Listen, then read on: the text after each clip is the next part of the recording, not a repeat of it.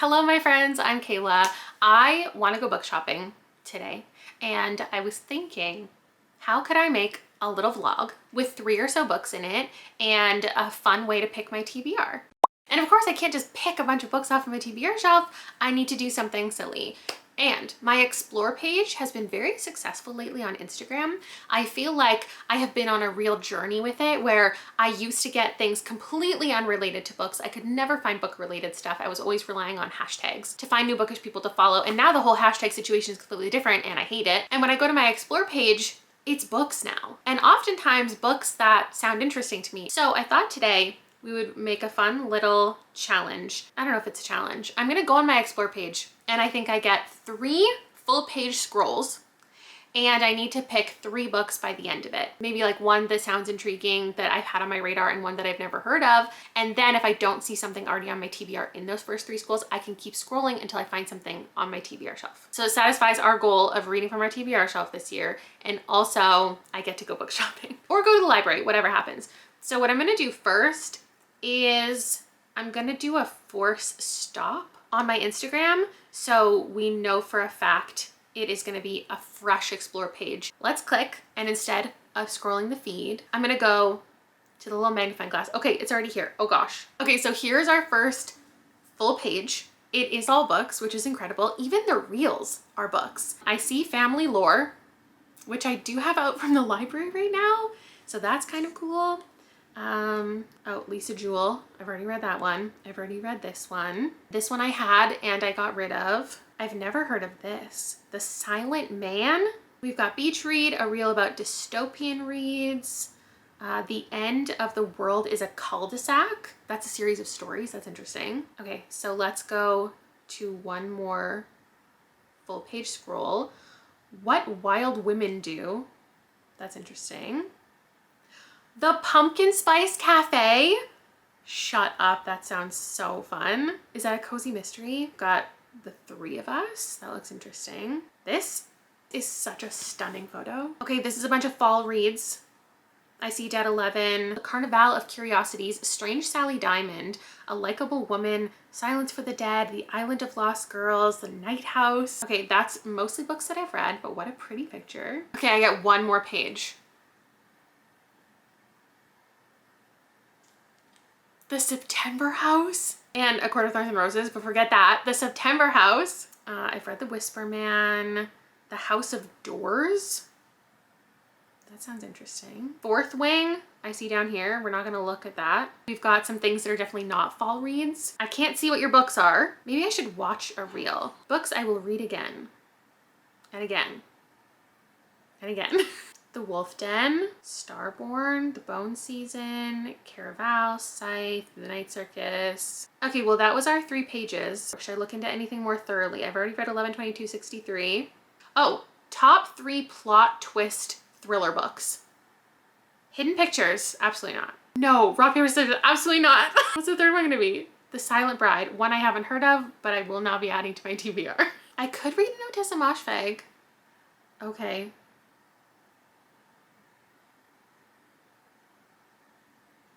That was a lot of books. Nothing's calling to me. Wait, was the picture of Dorian Gray in there? That was a picture of Dorian Gray. What a good fall read that would be. And it's on my TBR. And then I don't have to commit to Family Lore because everyone's been telling me I'm not gonna like it and I accidentally just refreshed the page. Did I save everything?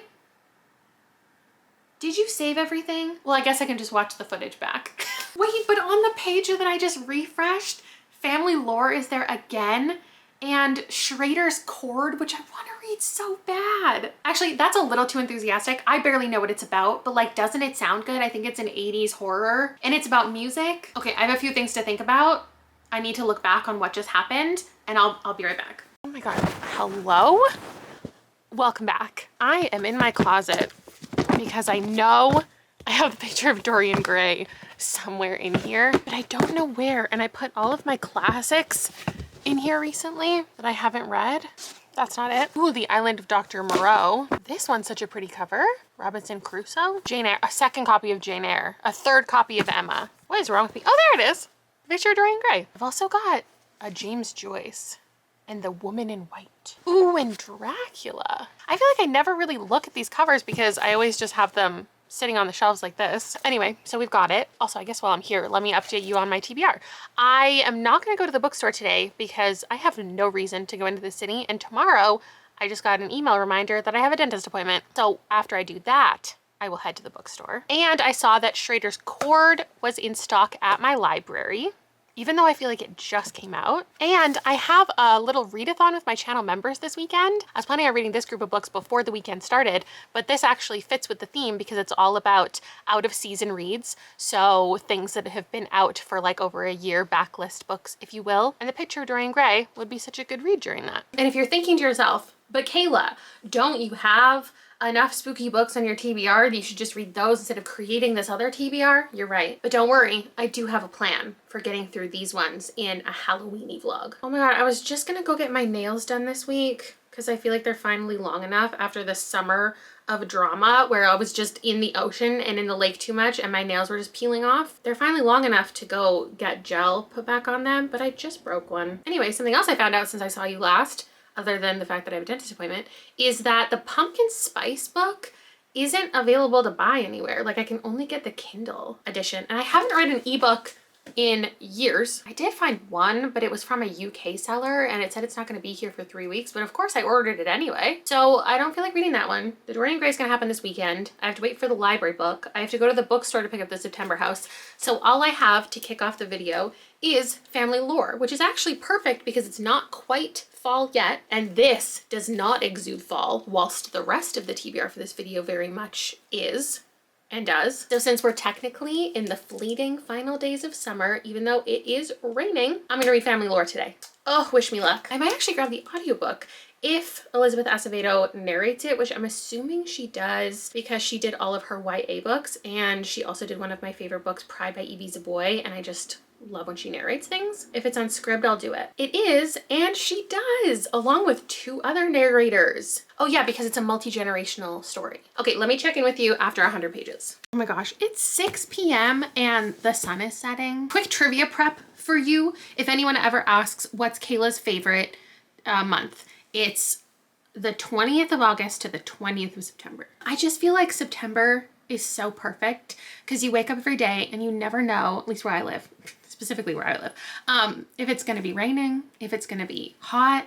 If the day always starts out cool, I can like sleep with the windows open. But that last week of August is very important to me because it's still hot enough to go to the beach every day. And then suddenly, 3rd week of September, the sun is gone. 2 weeks ago, the sun was setting at 9:30 and now it's setting at 6:30. And I know that I've experienced this for 33 years, but it remains upsetting.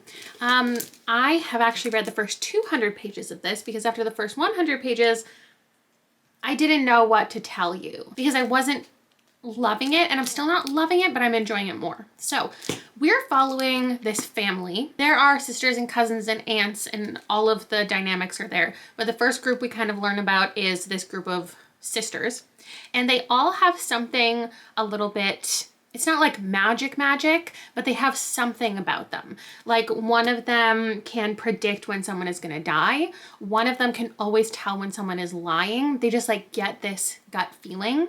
And so that was interesting learning about that. I thought maybe I would recommend this to people who love Encanto. And then we got to the sister who has a magic vagina. And there's nothing wrong with that. There's nothing wrong with the way that her magical ability is being discussed, and like this is just me being a prude in this moment, and it's unfair, and I recognize that. But the amount of times I've had to read the word puss and cooch, it was just a little unexpected, I'll be honest. It doesn't have the same lyrical quality that I feel like I've gotten from her YA stuff. However, it's covering a lot of the same topics. It has the same magical realism tone. It's talking about infidelity and divorce and just relationships and pregnancy. Though it is for an older audience, we're still spending time with younger characters because you also get a lot of flashbacks from these women. Some of them are interesting, some of them are uncomfortable. I don't know if it's intentional or if it's just meant to be a really raw experience from a young woman. But like one of them, we were learning about the first time she was watching porn and the first time she touched herself. And in that same chapter, like her father was in it and he was witnessing him watching porn. It was just like uncomfortable, but not to a point where I feel like it's trying to say something about anything. Like it was just this one moment in this one character's life and then we swiftly moved on to something else. And what's moving the plot along is we're counting down to the wake of the sister who can predict when people are gonna die, and she plans a living wake for herself. And so her sisters and her family starts to think she must have predicted her own death and now she's preparing all of us. But she says, no, I just feel like I haven't been appreciated enough, so I want to have this celebration for everyone to come together and think about me. So while we're counting down to that, we're just getting all the flashbacks to different characters and how they grew up and the relationships that they have. There have been a couple quotes that I thought were beautiful. I might have tabbed them if I owned this, but so far it doesn't feel extremely special in any way. But we've got, 160 pages to go. And I don't know what's going to come of any of these dynamics between people. So I'll let you know. So I finished Family Lore and I really don't have very many thoughts on it. I'm giving it a 3. I think it was good. It was very different than what I've read from her before. And so I'd be interested to see what kind of adult novel she comes out with next. There was one particular scene that made me think because it was about storytelling and there was this woman talking about the story of a snake, and in it the person she was telling the story to was younger and was kind of fact checking the internet, just like immediately discounting this legend or lore, kind of like, well, snakes don't actually do that, so I'm not going to listen to you. And that made me really think about different generations and how the younger ones can so easily disprove their elders' tall tales with like actual hard facts, which is great in some ways because when you think about it, it allows for more science-based learning. However, there is this idea of a loss of tradition when you're using storytelling and lore to teach things rather than the younger generation gleaning like what you're actually trying to impart upon them and the lessons you're giving. They might just be busy trying to prove you wrong when you're just trying to like teach them something by giving all of these mythology-based concepts. I think it was interesting. I felt the same way about it the whole time. I don't know that I've ever read a book of hers that did a countdown in this way, and perhaps that's what stifled it a little bit, was that she knew she was building to something, and so you're expecting some kind of reveal, but in the meantime you need to be equally entertained as anticipatory for what's to come. Is anticipatory the right word? I don't know. I think so. I just went to the bookstore and I grabbed September House. I also grabbed a couple other things that I show in a different video, but they might as well be here too. And then the library did have Schrader's Court. And I was really excited to be reading a September book in the month of September, because originally this was almost an option for the Literally Dead Book Club's pick for November. It made it to the final round, but Midnight is the Darkest Hour won instead. So I'm stoked to be able to get to it now and find like a real haunted house book that I enjoy this year. Also, while we're here chatting, I just got a package. It's from Penguin. There is so much tape on this box.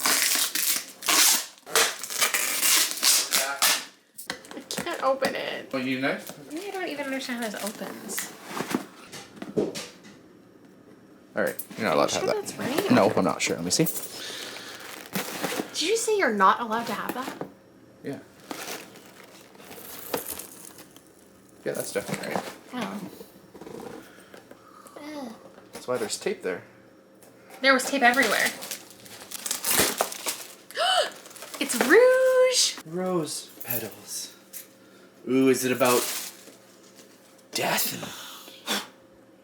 That worked really well. Thank you. Oh, there's so many. Oh my god, save it for the bedroom. What? It's a final copy. Oh my god, this is one of my most anticipated books of the year. Oh, it's wet.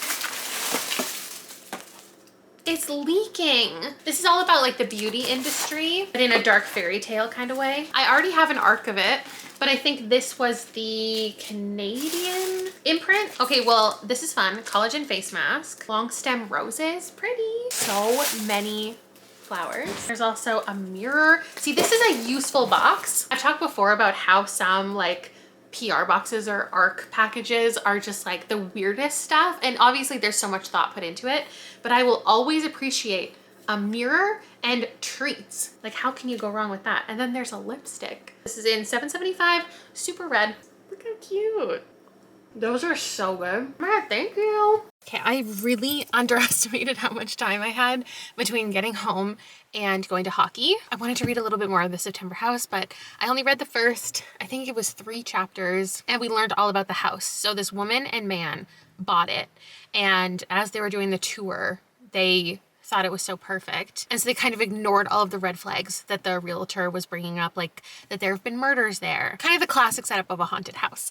But then it turned into something that's so Kayla coded. And you're also right, because I've gotten a couple DMs this week specifically saying, I know this is already like on your radar. It was almost literally Dead Book Club pick, like, but you have to read it and it's so your vibe. And here's why I think that is. Because I've said in a couple different videos about a couple different books that one of my favorite horror vibes, it's kind of hard to explain, is when everything is bad or weird or horrific, but the people in the book are acting as if it's normal. That is the most unsettling kind of horror for me. And so what's happened at this point in the book is the woman's husband has gone missing. He was uncomfortable with the house. He did not vibe with it. And they have a fully grown daughter who's just coming back to the house to like visit and try to find her father. Cause she's like, if he's missing, why have you not filed a missing persons report? So obviously this woman knows more than she's letting on. But what she's up to is she's just hanging out with ghosts as if it's completely casual. She's like, oh, that's, you know, that headless woman, and that's that creature, and she just does this every day, and she helps me out, and this is normal, and we're all just a big happy family. So she is one with the ghouls and the goblins, and I just think that's very interesting, and I'm itching to get back to it. But right now we're doing hockey. This is like the practice that I talked about in the last video. We will know for certain right now if Liam is on this team. This is a team he's been trying out for 3 years, and he always makes the house team, which is fine, but then he gets invited as a sub onto the older team and pretty much plays every single game and goes to every single practice anyway, and just plays twice the amount of hockey because, one, he feels valued that he was invited onto this team, and he's good and the team is good. But it would be great to just be on one great team where he feels like he is contributing in a great way. And so depending on the shifting of all the other teams, because every team needs to have the right number of kids and everyone's waiting for other tryouts and there's so many different things going on, they might have one more cut to make. And it would be very sad if that happened for Liam tonight. But if he gets through this practice, he is officially on the team. We're just going to be sitting there in the stands waiting to see like what's happening. And then we might have a 3-day tournament this weekend, which is like what is it called? Placement kind of tournament where you see if you're tier 1, 2, or 3, and it decides what other teams you're going to play throughout the season. So he has to really perform this weekend, but we don't even know if he's technically on the team. And that also means if he officially makes the team that we basically paid for baseball for nothing, because he's not going to be doing it because hockey is 5 days a week before school, after school, weekends. Like they have an entire after school fitness workout like schedule, and definitely no time for baseball, which we didn't know for sure. Hello. Liam made the team, and just like that, we're off on our first tournament road trip because we're a competitive traveling team. So we're probably going to be out of town or hosting something most weekends. And it starts today with a seating tournament. So we're driving 2 hours away. And I brought with me the picture of Dorian Gray and the September House. And I also got the pumpkin spice latte book on my phone. I've never had the Kindle app before, but I got it just for this. And I'm 10% of the way in. So now I'm currently reading both this and the September House. And the September House kind of feels like as if I'm reading, not the exact same plot, but House with Good Bones by T. Kingfisher, which is about a woman who goes back to her family home, her childhood home, and her mother is like off and the house is weird, but it feels like reading that, but from the mother's perspective. So her grown daughter is coming and she just like has all this stuff going on around the house, and she wants to keep her daughter from knowing about it. Like the walls just bleed at certain times a year. September is just the time for the most paranormal activity. And it's not a scary, spooky read. It feels like, and maybe it's because of the narration style that I picked up the audiobook, it feels kind of like tongue-in-cheek, like, I don't know, Ghostbusters maybe vibes. It feels like watching an animated horror movie. That's the best way I can explain it. And then the Pumpkin Spice Cafe basically has kicked off with Grumpy Sunshine kind of dynamic. So we have this woman who just moved to this small town to start over. The author's name I think is Lori Gilmore, and I wonder if that's her real name or a pen name because she really wanted to drive home Gilmore Girl vibes in this book. Our main characters, I can't remember the woman's name, but I remember the guy's name is Logan, and I was wondering if that was like a Gilmore Girls nod too. And I think he's supposed to give Luke Dane's energy, but he is like the produce supplier. He's a farmer. And the girl that we're following, the woman, she is described kind of like Lorelai. She sounds like she looks like her, is fast talking, a little bit quirky, a little bit fun. She's not a mother, but she actually runs the cafe, the Pumpkin Spice Cafe. So obsessed with coffee, gives coffee to everybody, and she just took over that business. I'm getting the feeling so far that this is a romance and not a cozy mystery, which is fine with me. But they just went to their like town meeting, very Stars Hollow. All of the quirky characters in town, we met everybody, and everybody knows Logan really well, but he like never goes to these meetings. But the first time he talked to our main character, he was kind of enamored by her right away, but doesn't want to admit it, but agreed to go to the town meeting just to go with her, but she didn't know that. And then when they showed up for the town meeting, everyone's like, oh, Logan, you never come to these things. And she's like, I think he likes me. It's really cute and really wholesome, and I'm excited to read that while I'm just like hanging out at the arena waiting for games to start all weekend. That's what I'm gonna do. Hello, good morning. It is Saturday. It's almost 10 a.m. We're at the hotel. Do you want a room tour? It's not particularly exciting, but there is a sink out here, which is just very fascinating to me because I know the sinks are separate from bathrooms sometimes, but in this case, we have a whole sink in the bathroom as well. So it's good for getting ready in front of this morning. Here's 2 beds, a dresser. Here's where I'm about to do my live show. And here is our view into the parking lot. And that's pretty much it. I'm really happy with the air conditioning because it's loud and it helps me sleep because normally I sleep with the fan. So the boys are out getting Liam's skates sharpened, and they're gonna find a suit jacket for him because we just have his like button-up shirt, which was good enough for the first couple games, but this tournament he needs to like dress properly. And today, here's the 2 things I brought, and I think I will start the Picture of Dorian Gray today, just because I'm already listening to an audiobook, I'm already reading an ebook, why not read a physical book? So that's what I'll be doing for the next 2 hours with the besties, and then the boys will get back, and then we'll head to hockey.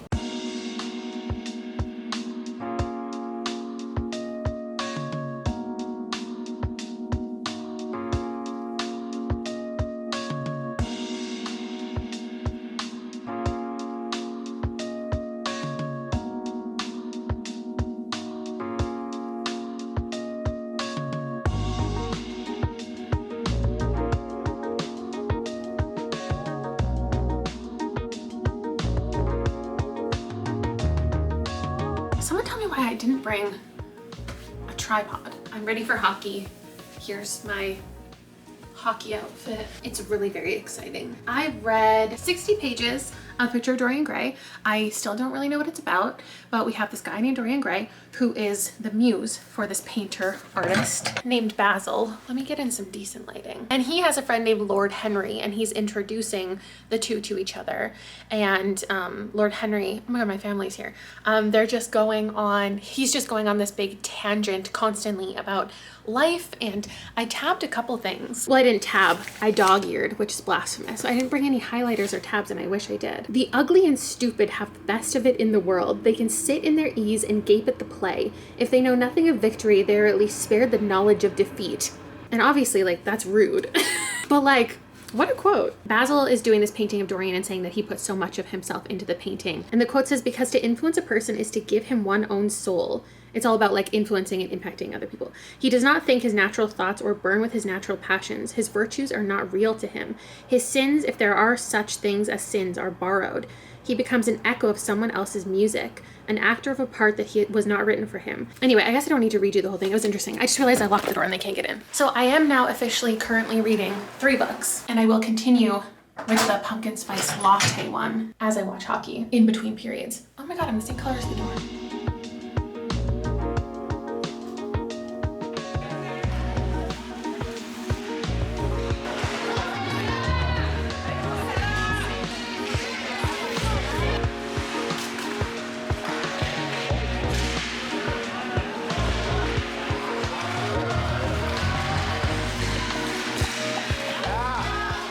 Hello, we're home. I know, I haven't updated you. I didn't talk to you at all.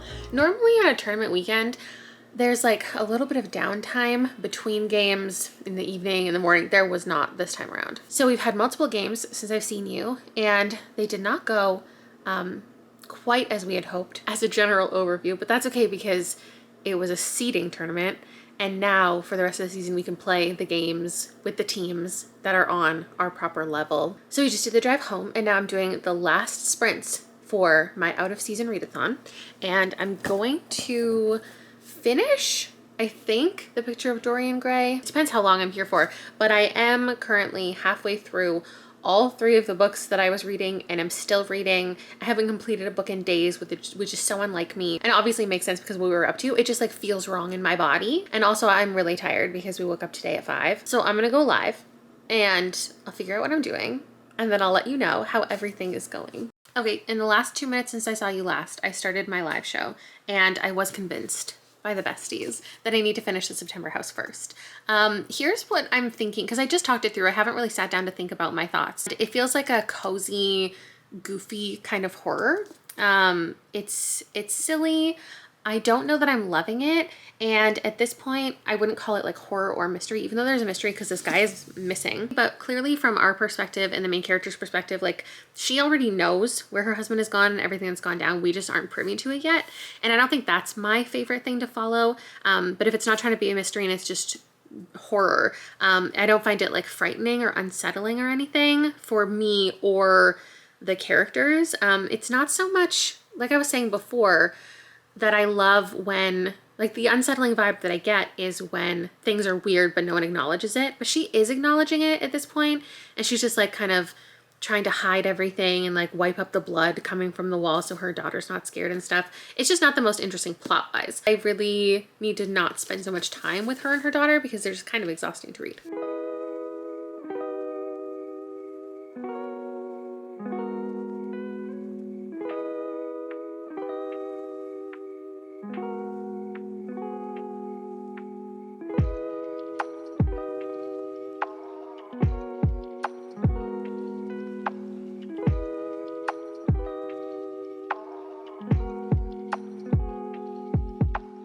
I made pumpkin spice cookies. Is it good? It's not like the best cookie ever, but you'll like it enough to finish it. Wow. Mm-hmm. Give it a 7 out of 10. And I'm not a pumpkin spice girl. So I finished the September house, and I am a little bit conflicted with my writing. I will say I didn't like it, but also it didn't do very much wrong, and I feel like I would recommend this to a lot of people, especially those who like campier, cozier horror. I feel like if I were to combine this list I'm about to give you of authors or book titles specifically, you get the September house. Rachel Harrison, specifically, How to Sell a Haunted House by Grady Hendrix. T. Kingfisher, generally, probably a little bit of The Last House on Needless Street by Katrina Ward. And this book that I can't remember the title of, and I can't find it on my shelves, but it has a girl like dragging an axe on it. Those are the vibes that I get from the September house. And most of those books I gave 2 and 3 stars. So this also, I think, is landing at 2.75. I think I'm still trying to find my way with like campy, cozy, goofy horror. This is what I would describe as goofy horror. And I would most recommend to people who want to have fun with their horror, don't want to be too frightened. If you love paranormal and you want to start getting into horror, I would recommend this. It definitely is in line with this season. Like, people are reading this for the Halloween vibes, and I think it gives that. It gives the vibes of a campy horror film, which also How to Sell a Haunted House did for me. I think its coziness specifically is given by its repetition. You don't leave the house very much, and it's this mother-daughter dynamic, and their dialogue is so repetitive, and then the scenes are also so repetitive because they don't really leave the house a lot, and so they're constantly just saying the same thing back and forth at each other, like, where's my dad? I don't know. Why do you keep moving that stuff around? It wasn't me. And because of that, I think it would work for people who like that cozy atmosphere because it is very clear in its setting.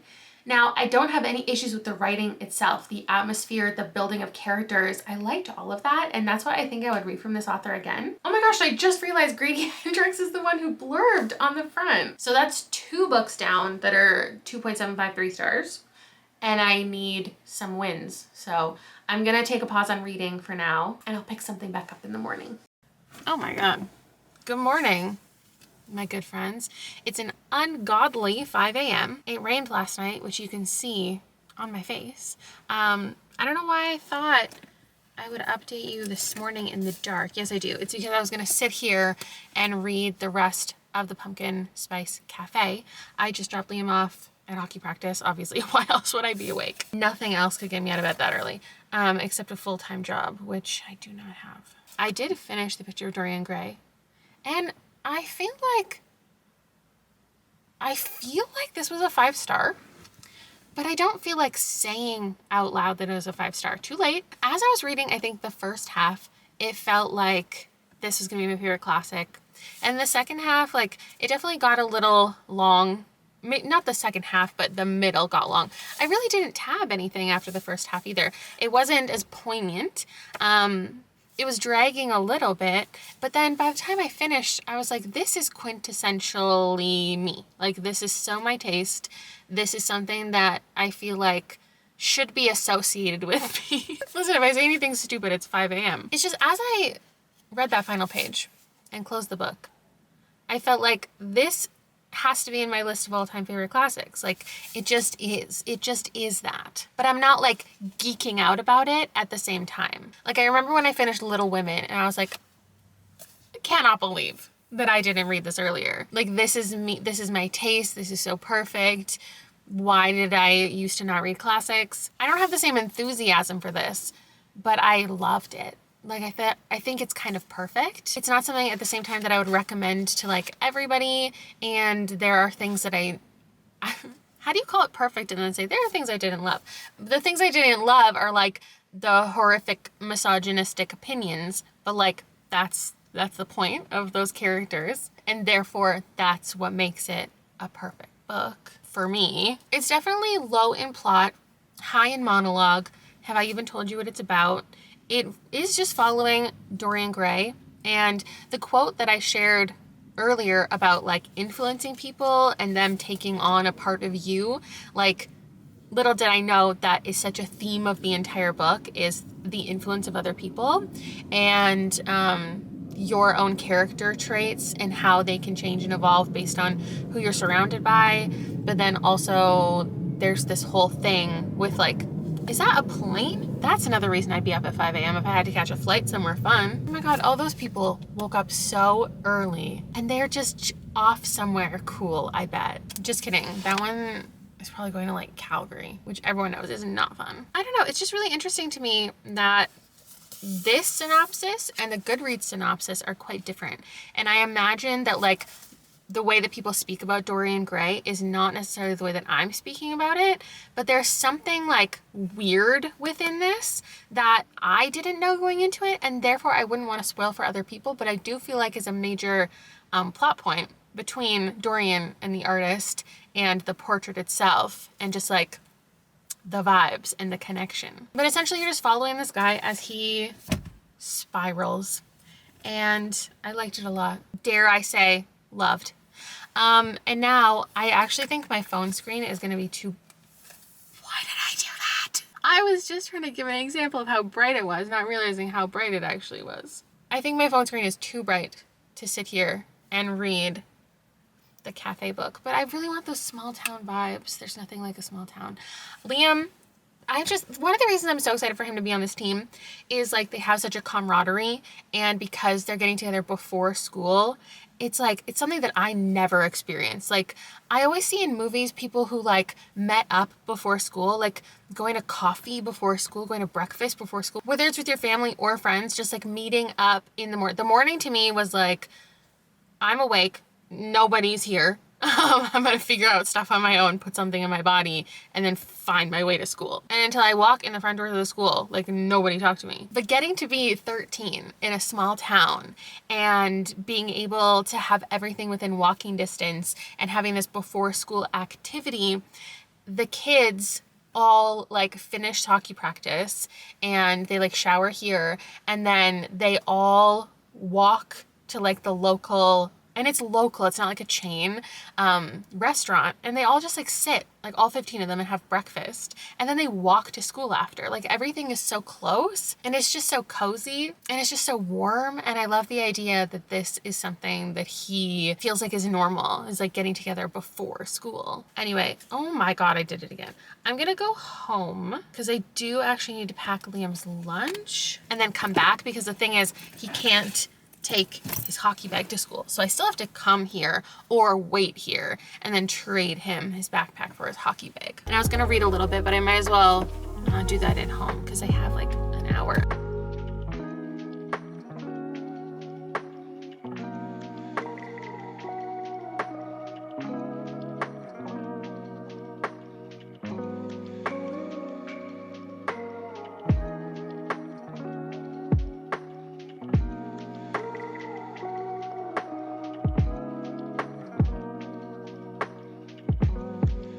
I drove by my favorite tree on the way home. It turns from green to yellow in like one day, and then I swear the next day the leaves are gone. I'm obviously home now. It's much later. It was too early to actually do anything, so now I need to go back out, do some grocery shopping. I'm gonna stop at some local farms and get like fruit and maybe some squash for dinner. I definitely need to stop somewhere to find eggs. Oh, and then I have one of my pre-orders that I accidentally had shipped to store instead of my house, so I need to go pick that up. And then if I'm feeling really wild, I'll go to the independent bookstore because I still have a whole bag of books from my unhaul that I did that I haven't taken in yet. But I was planning on making a whole book day out of it, like going to some free little libraries because I have a whole bag of ARCs I need to find somewhere to live.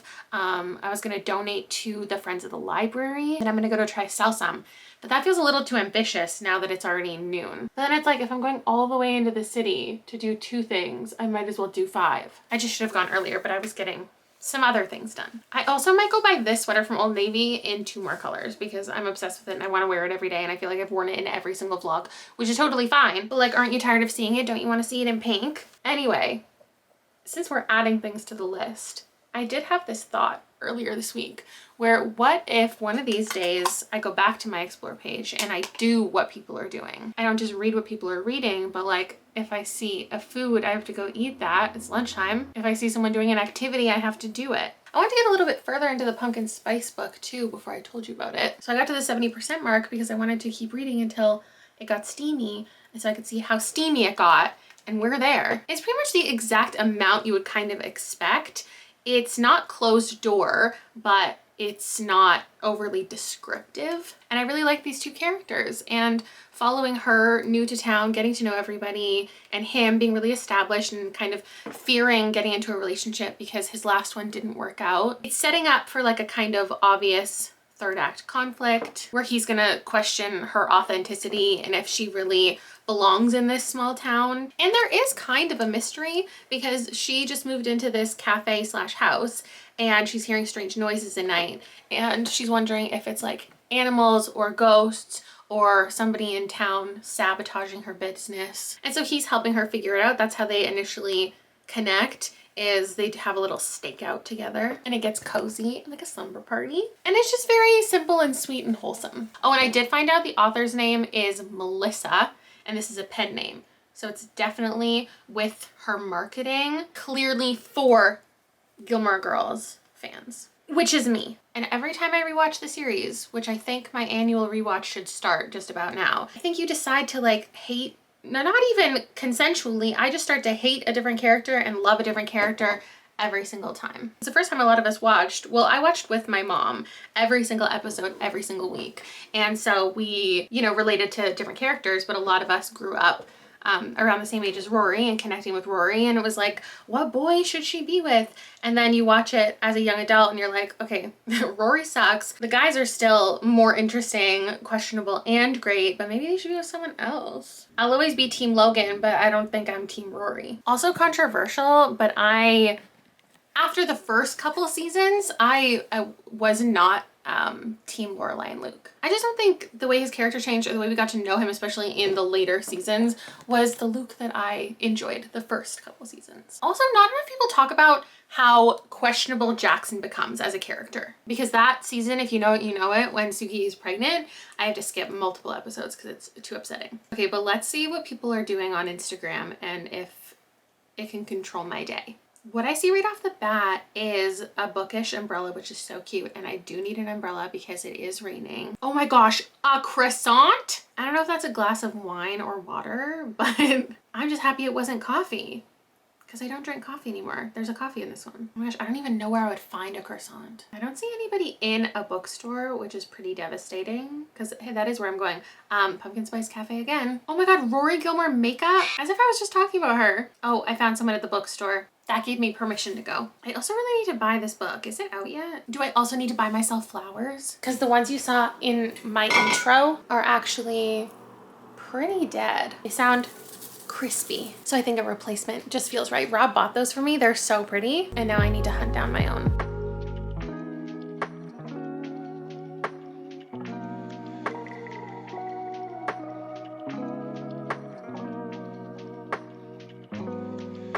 Should we do a grocery haul? I don't think I've ever done a grocery haul. Oh, and I pranked you. I didn't get flowers because I got 2 bags of groceries for over $200. So the flower budget is non-existent, but it was a good joke.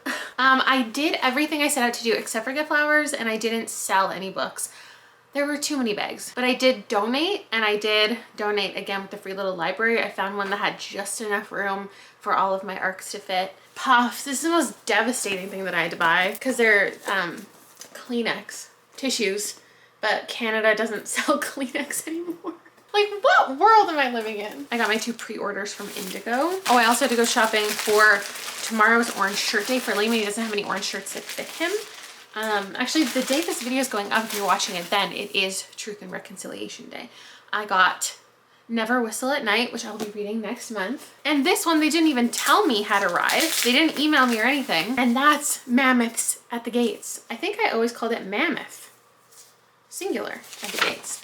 The 4th book in the Singing Hills cycle. I'm not going to show you everything, but I will show you Seaweed, Sourdough. My favorite must-have, crunchy dill crispy minis. Let's go frozen mango, spaghetti things because I needed an easy dinner. Burrata, that goes with my sourdough. Cucumber, banana, lemons, garlic, watermelon. I've been really obsessed with these bagged salads recently, and I got a different flavor, chimichurri. I think it'll go good with what I got for dinner for tomorrow, which is gonna be roasted butternut squash. I bought a lot of pine nuts a little while ago. I only needed a couple for a recipe, and pine nuts are so expensive, but I remember having to buy a bunch, and I thought this roasted with pine nuts and with the salad, something else, that would be good. We've got strawberries, avocados, a bunch of herbs and little veggies that aren't that interesting. I went to this like fancier grocery store that carries these nut corn. I'm obsessed with them, and I always stock up every time I go. This is kind of far away. Butter and yogurt, a dozen eggs. Oh, here's what broke the bank. First, I decided I was going to be convinced to buy plant-based Baby Bells because, like, how could I not? And then I also just bought, you know, $17 worth of Baby Bells, which was the smallest bag they had, for when I ultimately get disappointed by the plant-based Baby Bells. If these are good, I'll be excited. Oh! I shouldn't have smelled it. No. Potato modified starch, coconut oil. Oh. If I had read the ingredients, I would have already been able to tell you I wasn't gonna like it. But I mean, there's only like 5 in here, and my family's each gonna wanna try one, so. If you don't already love Baby Bells, and you have liked vegan cheeses, I'm sure it's fine. I've never found a vegan cheese I like. Oh, and the piece de la resistance, the croissant connoisseurs can definitely come for me because I stopped at an actual bakery and they didn't have any croissants, so I had to get mini ones from the grocery store. That makes the Baby Bell tolerable. Yeah, actually, it's not bad at all. So just don't eat the Baby Bell by itself and you'll be cool. So I ate what my Explore page told me to eat. I went to the bookstore, just like my Explore page did. And now I'm gonna watch Gilmore Girls because that's what popped up. Okay, I'm okay. What did you do now? It's another gloomy day. What do I want to update you on? Dinner last night was incredible. Like, I guess I haven't had squash in a year and it was better than I remember. And the chimichurri salad was the perfect companion. Just put like some kind of protein on top, like a garlic chicken. You'll be set. I just made myself the burrata and strawberry bowl.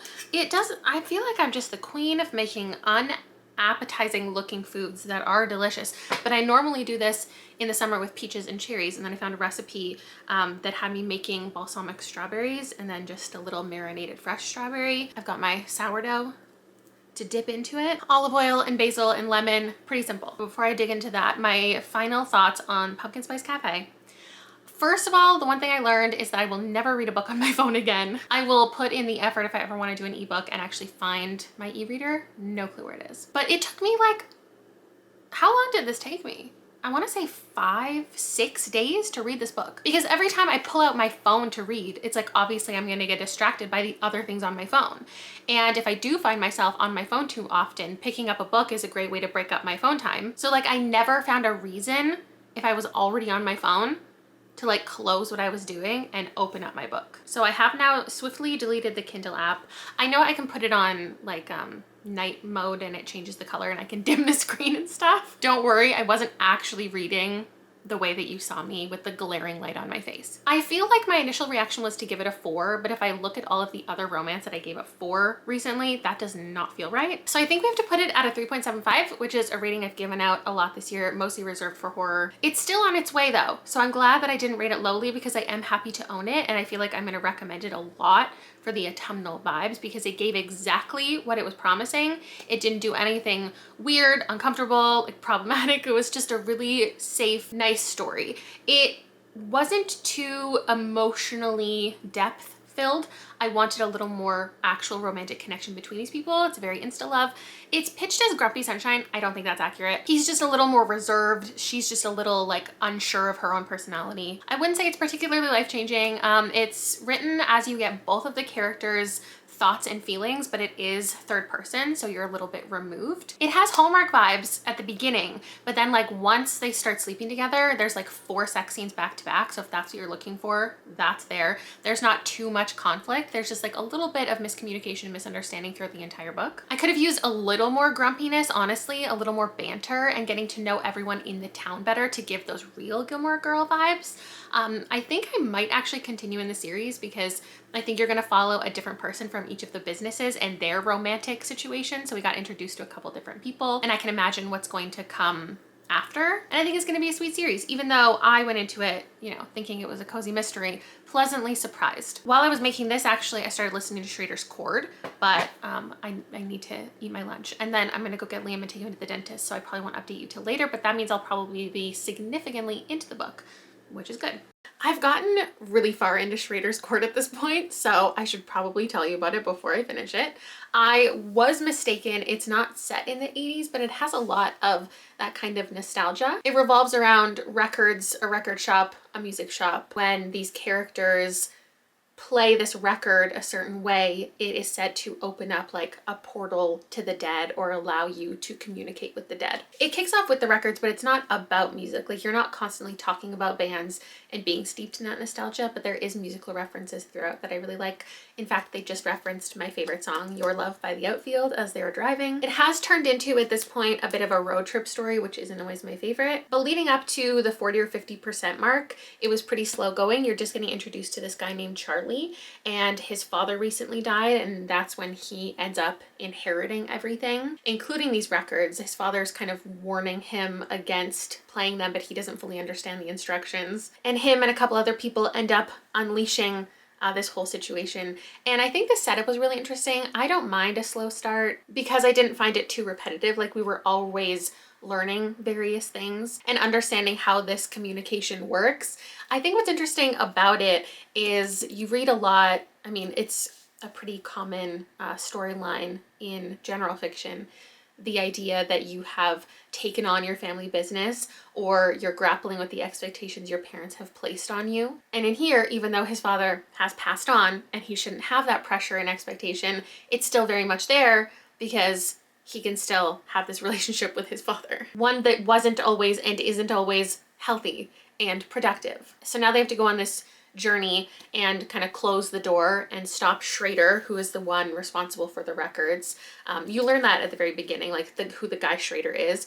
And Schrader is very much the villain of the story, that if this was a movie, which I could very much picture, super atmospheric, descriptive, you could picture him as a very unique horror movie villain. And I just don't know that I read a lot of horror that has a clear individual in that way. So that's making me enjoy it. I don't think this is going to be a 5-star by the end, but it's reminding me a bit of, I don't know, like The Evil Dead and Where They Wait by Scott Carson came to mind. We've got 2 Scotts writing some dude horror. Maybe it's just because this is one of the only horror books that I have read that revolves around technology and the paranormal. But I think if you like this, I would recommend this. This makes me really intrigued to read We Sold Our Souls by Grady Hendrix, which I read the first chapter of recently and gave it a 10 out of 10 for intrigue. And I feel like these feel similar, even though I haven't read this, just it revolving around music and the dead, I guess. I just feel like these would be a good pairing. So I need to read this soon so I can accurately give that pairing as a recommendation for one another. But I'm gonna wrap this up right now. I don't know if I'm anticipating any type of reveal or character development or how this is all gonna wrap up. I can't imagine I would be shocked by anything, but I hope I am. It's not scary or unsettling, but it could be in this final quarter. So I'll be right back with my final review. You know what I just realized? This was my 200th book of the year. So that's really fun. I'm gonna give it another overly specific rating at a 3.75. My mom just came by and dropped off the new batch of bookmarks for me to take pictures of so they can go up on our Etsy shop. And they so just fit the vibe of this video and the books that I read. And obviously the season itself that we're now in. At the end of the day, this was good. And I can definitely find a group of people to recommend it to. I don't know that you need a relationship to focus on in this type of story, especially if you're not going to develop your characters in the type of way one might expect if you're building a romantic relationship. There's definitely some character development, but not as much as you expect. I don't know the ending, though it definitely builds to more horror because it takes a while to get started, and I appreciated all of that. It's not like the epic Hellraiser-esque, like rock and roll world ending maybe type of ending that you might be expecting. I think it was quite well written, especially for a debut, and I'm happy to have read it. And I feel like I really kicked off fall with some good things, even though I didn't love it all, obviously. So I read in total 5 things, even though I was supposed to read just 3. We ended with a 3.75, a 3, a 2.75, another 3.75, and then a 5. Thank you so much for watching and hanging out with me this week. And thank you to Feed Me Fiction, Reading with Nicole, Romney Ellen, Booktrition Magic, and In Book Company for inspiring this vlog. And I'll see you next in a couple days with my September wrap up. Bye!